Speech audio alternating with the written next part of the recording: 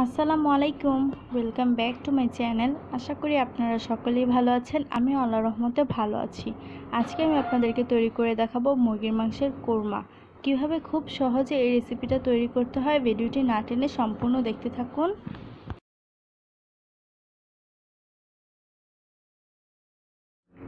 এখানে আমি 1.5 কেজি মুরগির মাংস নিয়ে নিয়েছি। মুরগির মাংসগুলোকে আমি রেগুলার যেভাবে কাটি সেভাবে কেটে নিয়েছি।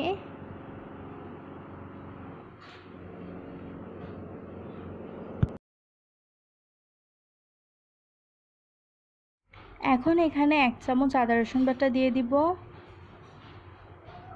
1/2 চামচ লবণ।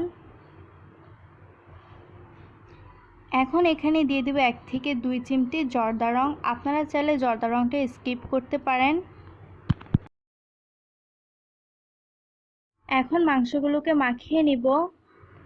দেখতেই পাচ্ছেন আমার মাংসগুলো কিন্তু খুব ভালোভাবে মাখানো হয়ে গিয়েছে। এখন মাংসগুলোকে ভেজে নিব। আমি একটি তাওয়াতে তেল গরম করে নিয়েছি। এখন আমি এক এক করে সব মাংসগুলোকে দিয়ে দিব।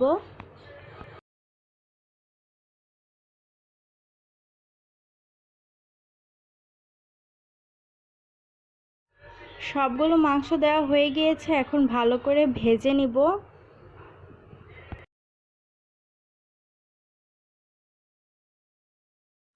দেখতেই পাচ্ছেন আমার মাংসগুলো ভাজা হয়ে গিয়েছে।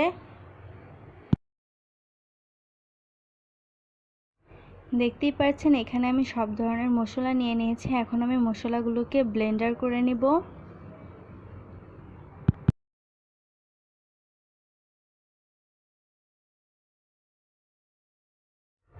এখানে একটি পাত্রে পেঁয়াজ দিয়ে আমি চুলায় বসিয়ে দিয়েছি। পেঁয়াজটা গরম হয়ে আসলে আমি তেল দিয়ে দিব।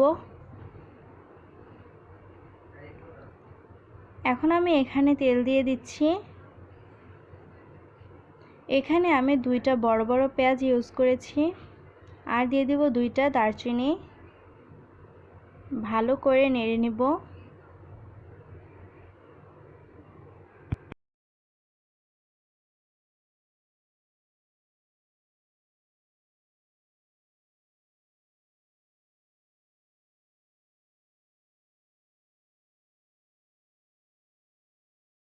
এখন এখানে 1 চামচ আদা রসুন বাটা দিয়ে দিব।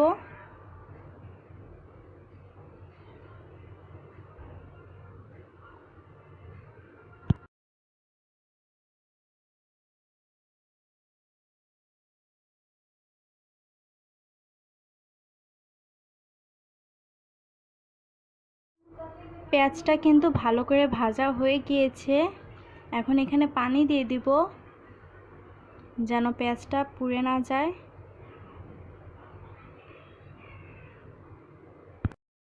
দিয়ে দিব স্বাদমতো লবণ। এখানে আমি 1.5 চামচ লবণ ইউজ করেছি। আপনারা আপনাদের স্বাদমতো লবণ ইউজ করবেন। আর দিয়ে দিয়েছি ধনিয়ার গুঁড়ো।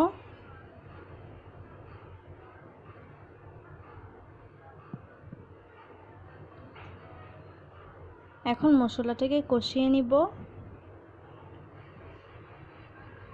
এখন এখানে 1 চামচ জিরার গুঁড়ো দিয়ে দিয়েছি।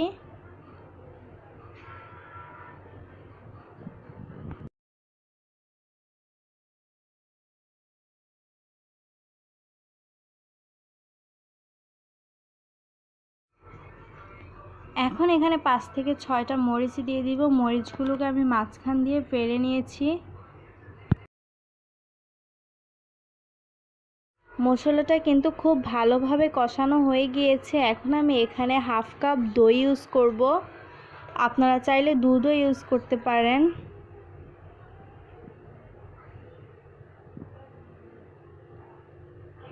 ভালো করে মিশানো হয়ে গিয়েছে। এখন এখানে মাংসগুলোকে দিয়ে দিব। মাংসগুলোকেও ভালো করে মিশিয়ে নিব মশলার সাথে।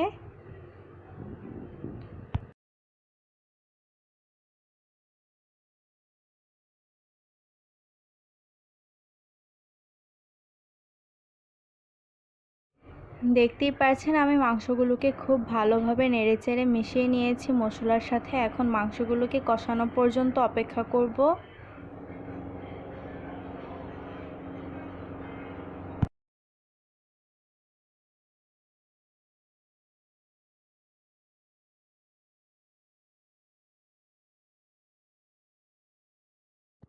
আপনারা হয়তো খেয়াল করেছেন আমি অনেকটা সময় নিয়ে মাংসগুলোকে কষিয়ে নিয়েছি।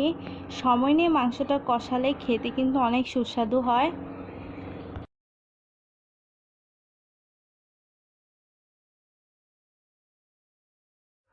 এখন আমি এখানে 1.5 কাপ পানি দিয়ে দিব।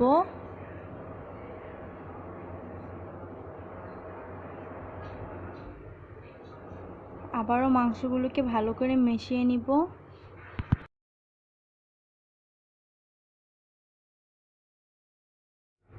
5 মিনিট পর দেখতেই পাচ্ছেন ঝোলটা কিন্তু কমে গিয়েছে। আমি আরও 5 মিনিট রান্না করে নিব।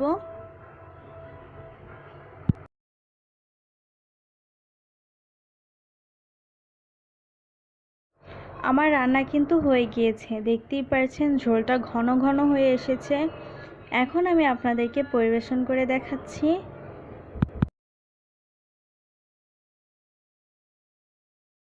আমার পরিবেশন করা কিন্তু হয়ে গিয়েছে, দেখতেই পাচ্ছেন কতটা সুন্দর হয়েছে, খেতেও কিন্তু অনেক মজাদার। বাসায় অবশ্যই একবার ট্রাই করে দেখবেন। ট্রাই করে থাকলে অবশ্যই আমাকে কমেন্ট করে জানাবেন কেমন হয়েছে। আমার রান্না ভালো লাগলে ভিডিওতে একটি লাইক দিতে ভুলবেন না। আমার চ্যানেলে নতুন হয়ে থাকলে অবশ্যই চ্যানেলটি সাবস্ক্রাইব করবেন, পাশে থাকা বেল আইকনটি বাজিয়ে দিবেন।